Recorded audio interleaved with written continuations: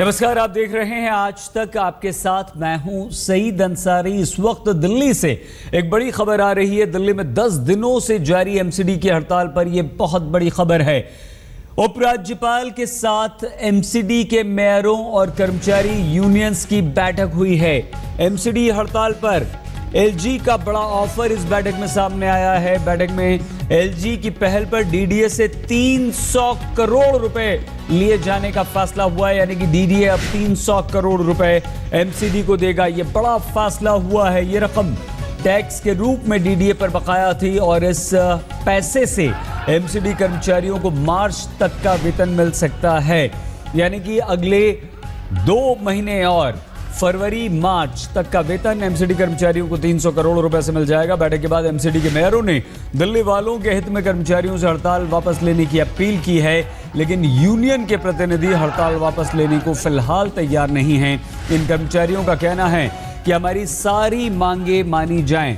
कर्मचारी कल सुबह 10 बजे जेटली के घर का घेराव भी करेंगे। ये बड़ी खबर। 300 करोड़ रुपए दिल्ली एमसीडी को मिलेंगे अब, और ये इतना पैसा है जिससे मार्च यानी कि अगले 2 महीने की तनख्वाह मिल जाए। प्रमिला दीक्षित सीधे हमारी संवाददाता के पास आपको लिए चलते हैं। प्रमिला, अगर अभी भी हड़ताल वापसी का फैसला नहीं तो सारी मांगों में वेतन के अलावा और क्या मांगे हैं सफाई कर्मचारियों की? सईद, ये जो आप कह रहे हैं कि मार्च तक की सैलरी हो जाएगी, यानी अगला 2 महीना दिख रहा है। अगर हम फरवरी को उसमें शामिल कर लेते हैं तो महज 1 महीना और दिख रहा है। कर्मचारी जानते हैं कि उनका भी पिछला बहुत बकाया है। साल 2003 से उनका वेतन में अरियर बकाया है, उनको बोनस नहीं मिला है, उनका डीए बकाया है। तो उनका कहना है 5000 करोड़ से कम में बात नहीं बनेगी। जब इतना फंड आ जाएगा एमसीडी के पास तभी वो वापस जाएंगे, क्योंकि ये रोज रोज की हड़ताल नहीं है। क्योंकि आपने देखा होगा लगातार थोड़े वक्त बाद फिर उन्हें हड़ताल करनी पड़ती है, तनख्वाह नहीं मिलती है। लेकिन मसला सिर्फ तनख्वाह का नहीं है, पिछला भी बहुत बकाया है जो कि एरियर की शक्ल में है, डीए है, बोनस है। हालांकि आज पेंशन तक को मंजूरी दे दी गई, लेकिन कहना यह है जब तक 5000 करोड़ रुपए नहीं होंगे वापस काम पर नहीं जाएंगे, क्योंकि आगे कुछ दिनों बाद उनके पास सामने फिर वही सूरत होगी।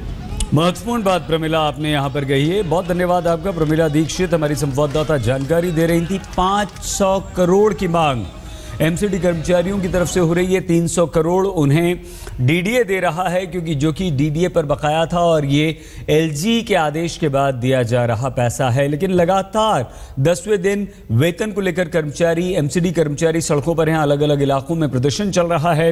राजधानी के अलग अलग हिस्सों में कूड़ों का ढेर लगा हुआ है।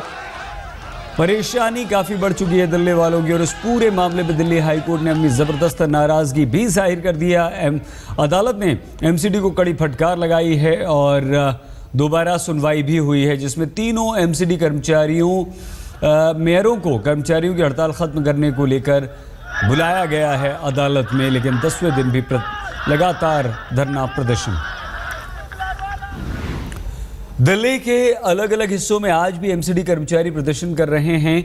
अब से कुछ देर पहले बड़ी तादाद में नाराज एमसीडी कर्मचारियों ने उप मुख्यमंत्री मनीष सिसोदिया के पटपड़गंज वाले ऑफिस पर प्रदर्शन किया है।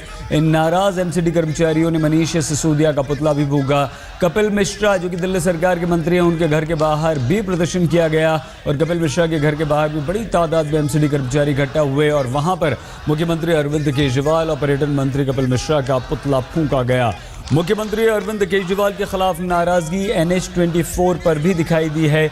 भजनपुरा इलाके में भी एमसीडी के कर्मचारी विरोध प्रदर्शन करते नजर आए हैं, जिस वजह से NH24 और भजनपुरा में जबरदस्त लंबा जाम लग गया।